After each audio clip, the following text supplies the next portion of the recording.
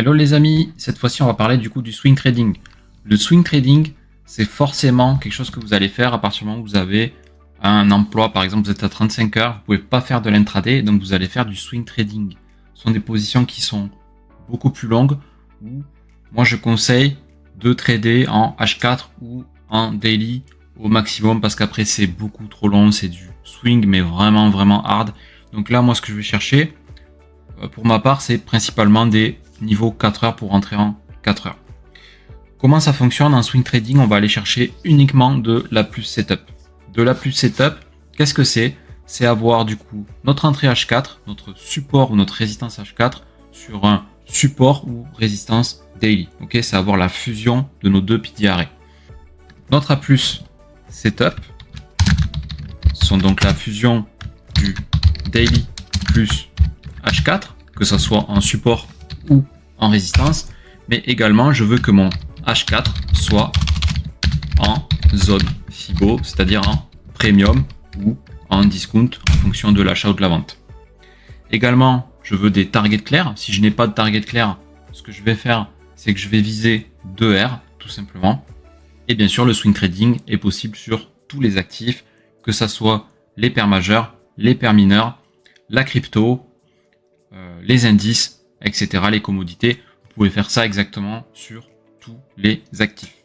Et donc, je vous donne un exemple sur ce graphique. On est donc sur GBP JPY. Qu'est-ce qu'on observe? On observe un daily. Donc là, je suis bien sur la time frame daily.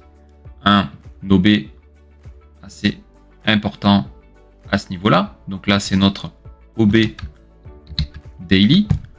Je zoome en H4. En H4, quel est le dernier support créé dans ma zone daily? C'est celui-ci. Ok. Et donc là, j'ai mon OB H4. On laisse le marché du coup s'expandre. On va commencer à tracer notre Fibonacci. Du coup, du dernier low créé au dernier high. Ou le high le plus haut, le dernier high le plus haut créé. Ici, vous le tracez et on va attendre que le prix revienne toucher cette zone-là. Donc, on va placer une position d'achat, donc sur notre OB. On va protéger derrière ce low par sécurité. SL large, on est sur du swing. Donc là, il ne faut pas hésiter à se protéger. On a le temps et on va chercher par exemple du 2R, puisque là, j'ai pas forcément de liquidité à aller cibler en face. Okay. Ce que vous pouvez faire aussi, ce qui marche plutôt bien, c'est d'aller cibler toujours le dernier point haut. Okay. Vous pouvez cibler ici par exemple. Ça marche assez bien. Sinon, moi je prends du coup 2R. On va voir ce que le marché du coup nous donne. Ok. Là, hop, on ne bouge pas le Fibo, hein. Toujours le dernier plus haut. Le dernier plus haut. Et le marché va revenir du coup en zone discount, nous déclencher. Okay, on voit bien une réaction, il y a directement une réaction sur notre zone, notre double zone, notre A plus setup. Donc là, ça travaille.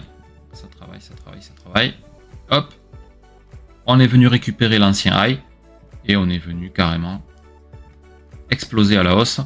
Et donc là, c'est un trade qui aurait fait TP, puisque ce qu'il faut, c'est à tout prix exactement ce que je vous ai dit, A plus setup daily H4, pour de l'achat zone discount sur votre H4, pour de la vente zone premium sur votre H4, une target claire, ou sinon vous allez cibler tout simplement 2R.